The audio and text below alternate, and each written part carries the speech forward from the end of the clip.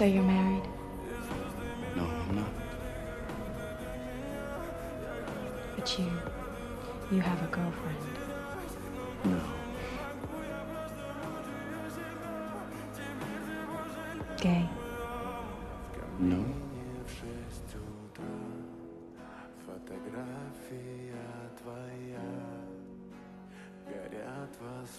So tell me, Joe, how come a man is attractive, intelligent, well-spoken,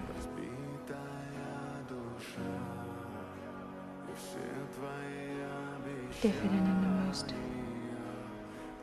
seductive way, and yet